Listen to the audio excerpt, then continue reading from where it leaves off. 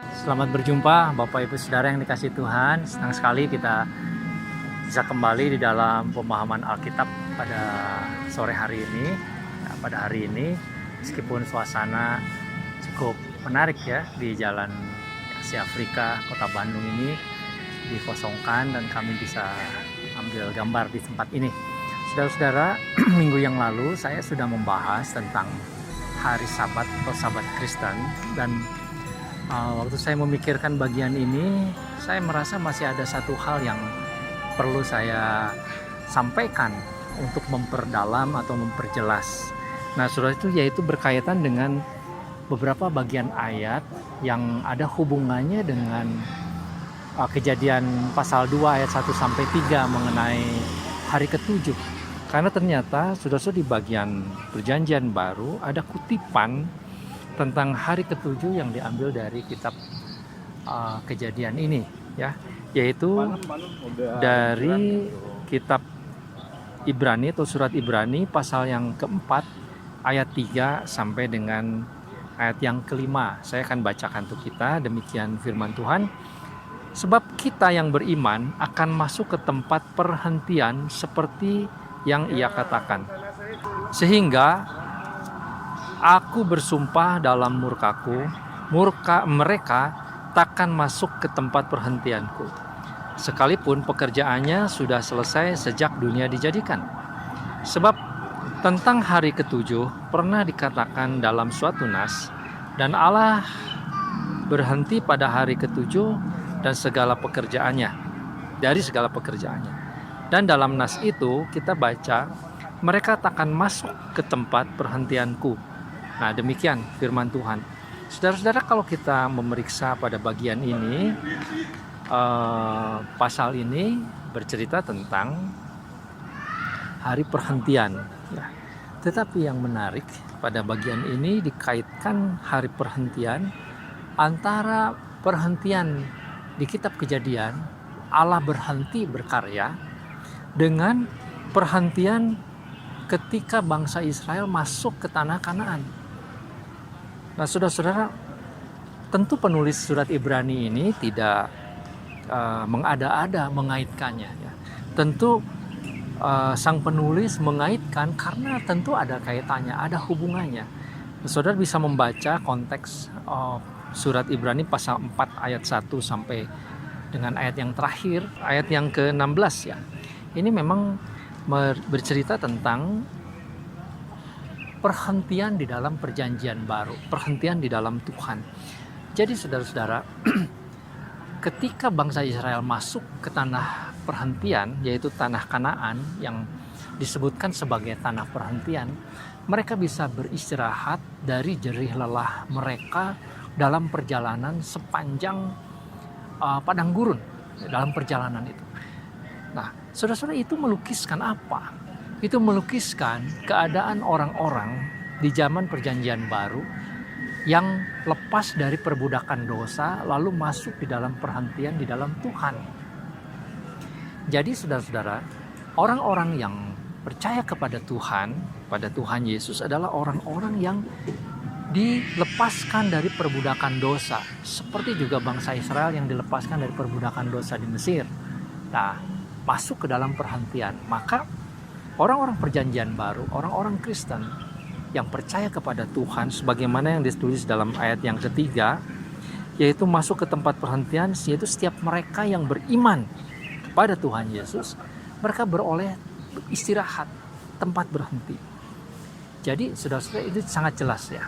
Nah, sang penulis surat Ibrani ini lalu mengatakan bahwa perhentian bangsa Israel dari perjalanan di padang gurun, atau juga itu berarti perhentian kita dari kehidupan dosa lalu masuk di dalam hadirat Tuhan, hidup di dalam bersama dengan Tuhan, itu sama dengan artinya dengan seperti perhentian yang Tuhan juga sudah lakukan ketika dia berhenti pada hari ketujuh di dalam hari penciptaan. Ya, pada hari yang ketujuh Tuhan beristirahat. Nah, jadi dari bagian ini saudara-saudara, nampaknya ada satu pengertian yang penting kita untuk mengerti, bahwa pada hari ketujuh ketika Tuhan berhenti, maka ini mengindikasikan atau memberikan isyarat kepada kita, bukan sekedar kita harus beristirahat dari kerja kita secara fisik duniawi, kita berhenti bekerja. Tetapi ini punya makna rohani. Saudara, kita berhenti dari apa? Berhenti dari segala macam kehidupan duniawi yang penuh dengan dosa, hidup di dalam pergumulan dosa, hidup di dalam perjuangan dosa, saudara, lalu masuk di dalam perhentian bersama dengan Tuhan. Untuk hidup bersama dengan Tuhan. Itulah makna hari ketujuh. Jadi saudara-saudara, ini bukan berbicara tentang hari fisik ya. Hari-hari kita, Senin, Selasa, Rabu, Kamis, Jumat, bukan.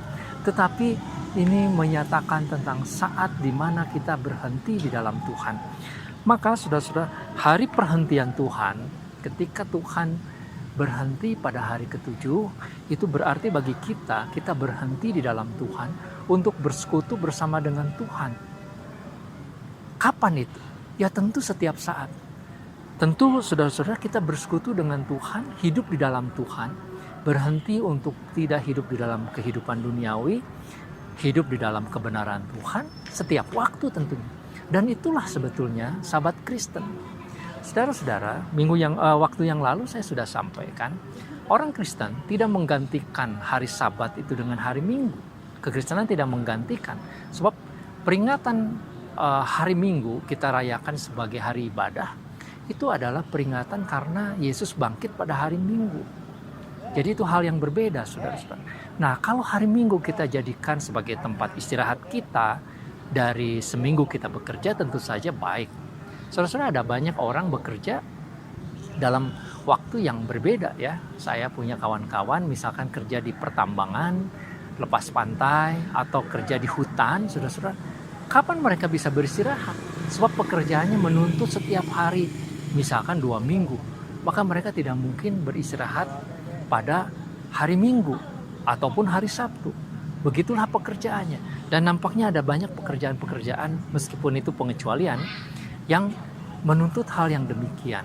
Jadi saudara-saudara, mereka beristirahat 2 minggu kemudian, nanti 2 minggu bekerja, biasanya demikian. Nah, dalam kehidupan kita secara jasmani, saudara-saudara, yang penting kita bisa beristirahat, bisa memulihkan fisik kita. Tetapi makna dari Sabat di dalam Tuhan, itu berarti kita tinggal di dalam Tuhan. Kita bersama dengan Tuhan. Kita hidup di dalam Tuhan. Bukan hanya hari Sabtu, bukan hanya hari Minggu, saudara. Kita menjadi orang Kristen bukan orang Kristen mingguan, ya, atau hari Sabtuan, begitu. Tetapi kita menjadi orang Kristen setiap saat. Itulah Sabat di dalam Tuhan. Saudara, apakah Sabat orang Kristen menghilangkan hukum Sabat? Tidak. Tuhan Yesus mengatakan Dia datang bukan untuk menghapuskan hukum Taurat, tetapi untuk menggenapinya.